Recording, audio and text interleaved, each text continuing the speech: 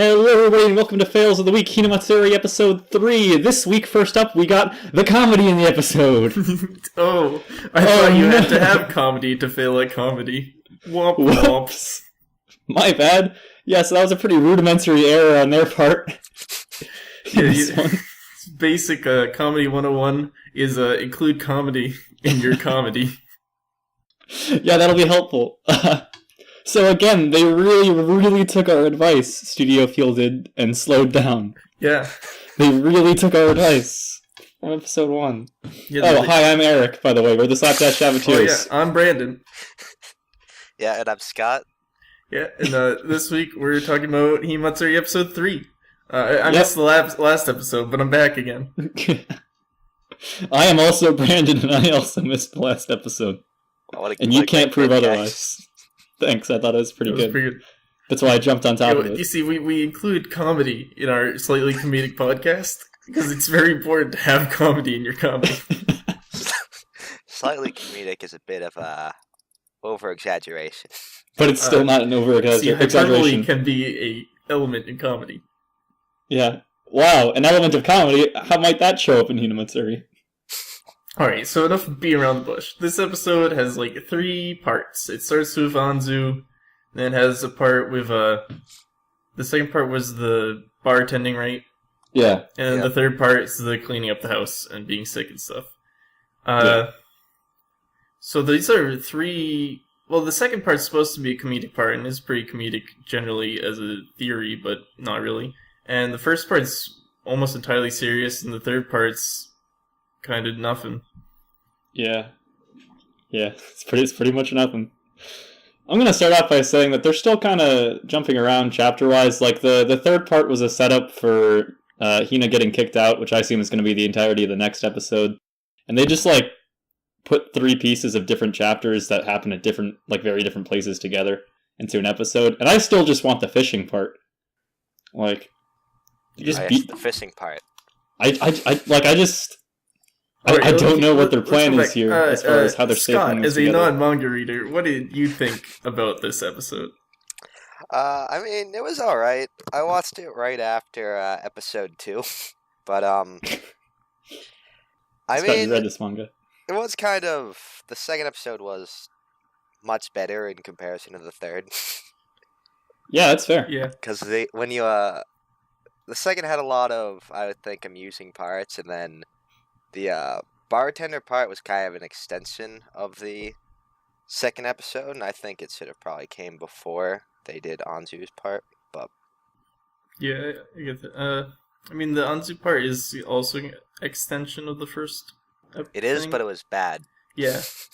Yeah, that's a real problem. Is the cult of Anzu here, one of the followers speaking, this doesn't make Anzu that interesting of a character.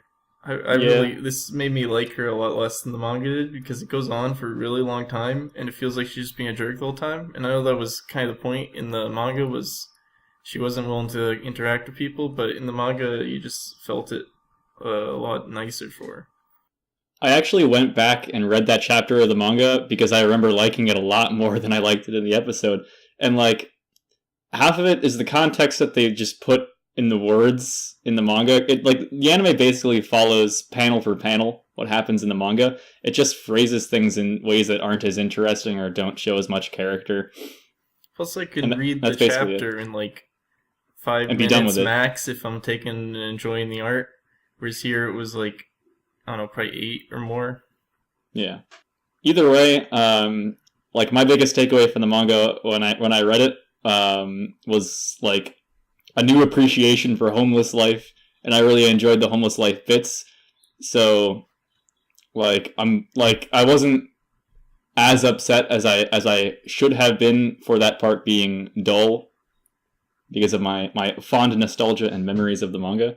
I do enjoy the homeless life. Living in the city, I do see people with the sticks, so hey, those are Hinamatsuri sticks. You're looking for coins. Right. What an appreciation it gives you. I feel like I've learned the lesson that Hina should have about respecting Nita. Like, honestly, though, Hinamatsuri's made me appreciate when I see people, like, lugging around cans or with a stick Right? or whatever, whereas the beggars who definitely make way more money, I'm just like, ugh. Yeah. That's hard work. It's hard work lugging cans around all day. Yeah. Yeah, but it's not that funny. Yeah, but... So... what are you It's talking okay, about? right? This is Together, a great Hinamatsuri. comedic part of nothing happens. Yeah, nothing happens and none of it's funny. The funniest parts of But the episode Eric, are... when she sang that song, that was really funny. No, it wasn't! It was a cute moment, and after it, everybody cried because they remembered their children and their grandchildren and are sad about their state, and she reminds them of their families that they lost because they're homeless. Like, it's not funny. Not Yeah. gonna lie, once I heard her start singing, I instantly skipped past it to when they all started crying. Okay, so you're just not going to listen to her pour her heart on the table. You're really not part of the Yes. Anzu cult here, eh? It was pretty crappy singing. It was very, very bad. Yeah, which is the point, but Yeah. still. But like, it literally follows what happens in the manga panel for panel, and it's just so slow. Yeah, and then it ends on the one joke of the part, which is she gets a bunch of money and then it gets paid off, so she loses all Yeah. the money. They also changed the... Okay, so the phrasing of the joke where the older bartender hates the police, like, it's so much better in the manga, just in how they phrase, "I'd never help those pig bastards," or something like that. Like half the comedy that they're missing is just phrasing things in ways that aren't as I funny. mean, this is, I think, I don't know, Crunchyroll Ouchie's show pretty and funny. Crunchyroll subs are usually boring, other than Ouchie's pretty great. Yeah. Because they're just kind of real translations, they don't like to swear that much and stuff like that. Right. And also, the one joke that ends on is then immediately undercut by the fact that they turn into a serious moment and be like, oh, don't worry about it, we would have just bought booze anyways, so it's all part of the community spirit. It's like, Right. well, you had one joke, you don't have to turn it into part of her life lesson. But Scott, don't you know this is a supernatural drama, life lesson, help show? Yeah, I did know that now. It teaches you how to learn marketable skills like bartending and start your own businesses. Yeah. I wish I could be a rich bartender by doing nothing extra. Easy. Right? But like, keeping in the tradition of how I think the show's been going, the funniest bits of this episode for me were like it's to be lead teacher's quick responses to the vice principal, like just those snappy comebacks and instant change of attitudes. He's like, really, he wants to go home, and then he's like, I'll bring you to the bar, or whatever. Right. Like, those are still the funniest parts of the show, as they've been in the previous episodes for me. Just put more of those in, man. Yeah, I get that. I mean, I think as a whole, though, the bartender part was probably the best part of the episode. Yeah, I think so. It's, it felt like a condensed story, and like, this tension comes into the bar, she rises to the challenge, the guy at the end, they resolve that conflict, tension falls, it was like its own contained story arc. Which I guess the Anzu one was too, but like... But the Anzu one wasn't a joke at all. Yeah. Because this one was centered around a joke, even though it didn't execute it perfectly. Right. So Utaga's kind of a bitch. Yeah. Blackmailing a middle school girl working with a bunch of drunk people. But also, they're nice drunk people, it's fine. At the same time, right, cool. That blackmail was like super weak. It's just a picture of her in a uniform at a bar. Like, she could easily just be like, oh yeah, that was just a photo shoot. Yeah. She could also call the cops. And also the cops. He's blackmailing her into working at a bar. There are a lot of ways out of it. But also, why would you want to get out of that sweet gig? Like, 1,500 yen an hour? That's crazy. That's less than 15. That's 20. That's $20 an hour. That's less than $15. It's $20 an hour. It gave the conversion. Well, as of the manga being written. Converted it. Yeah, it's definitely less, because like 1,000 yen isn't $10, it's less. Gotcha. Then the manga lied to me. No. Either way, like $15 an hour in middle school? 13. You're not even allowed to work in middle school in Japan, so insane. Yeah, but you are if it's illegal. Yeah, no, that's what I'm saying. She's making so much money that she just can't do that, and it's easy. You don't even have to pay taxes, because if you do, you'll be arrested. Yeah.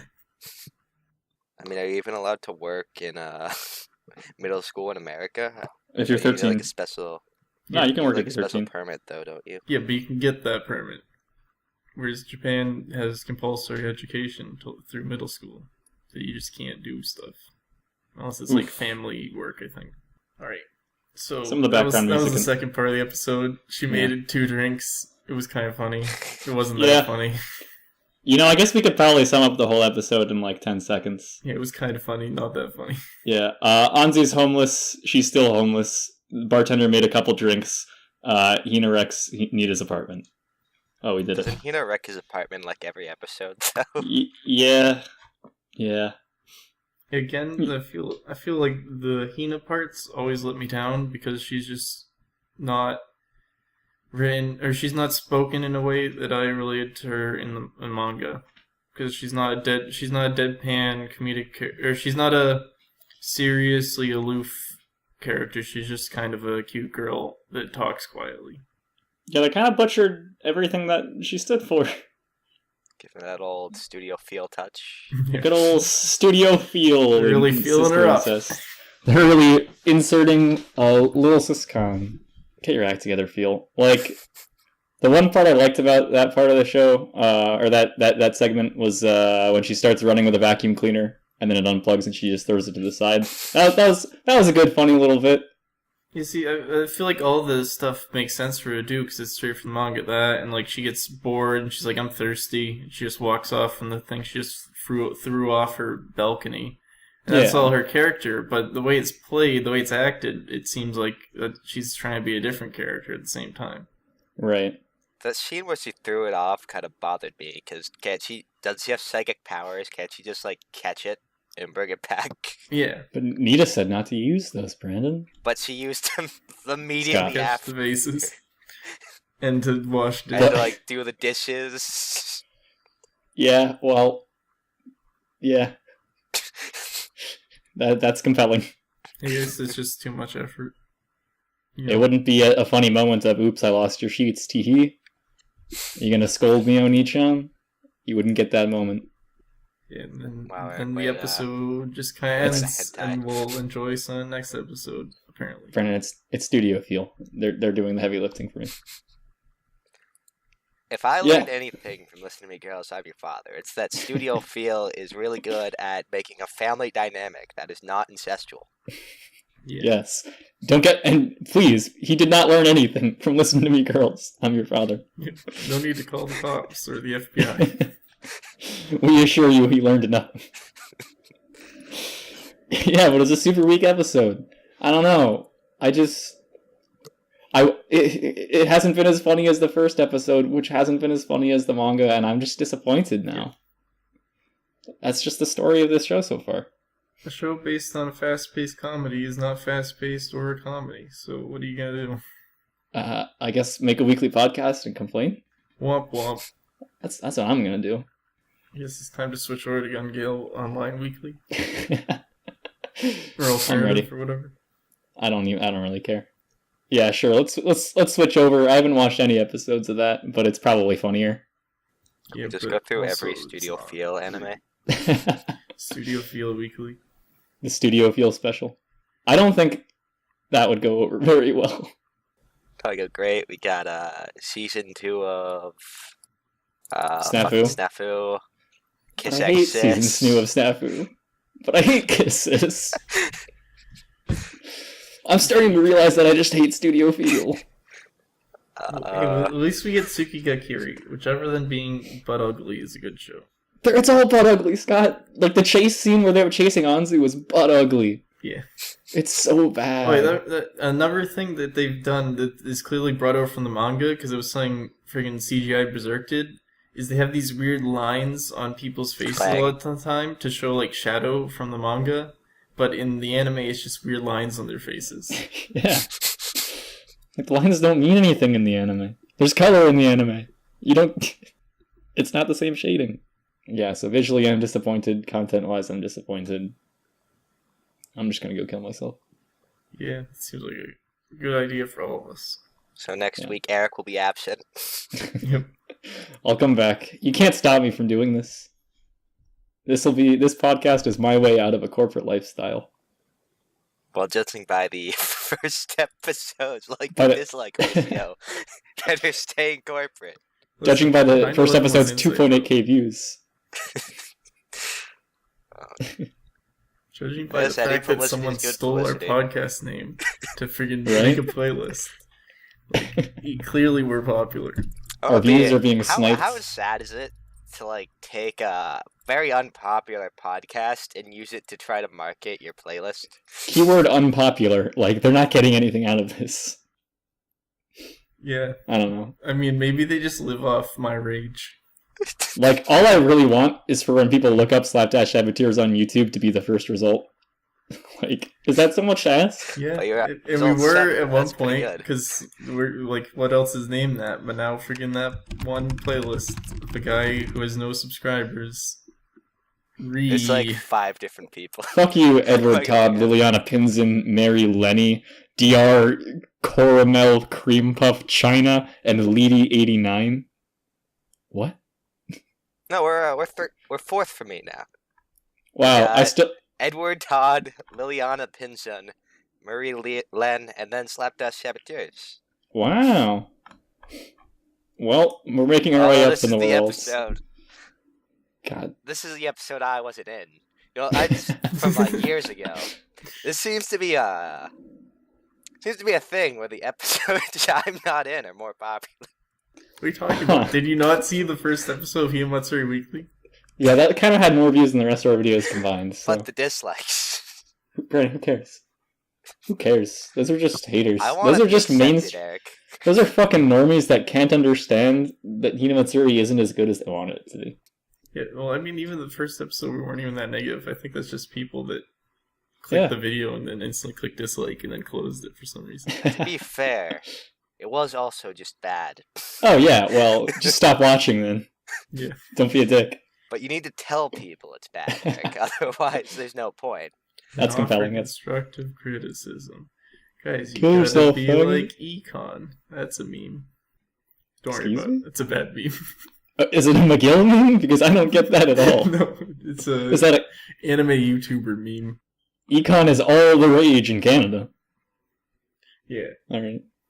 Side note, Yeah. I found out my school is supposed to be like top in econometrics. There's no intermediate econometrics. There's intro econometrics, which I did, and then there's friggin' like master's degree econometrics. Like, what happened? Alright. Well, there's apparently a missing step there. Yeah. For years, anything other than 1 or 2 or masters. Like, it goes from a 300 level course to like a 500 level course. So where's the 400? It's in your heart. I know, I it's guess. French Canada. They're dumb. Wow, Wow. got him.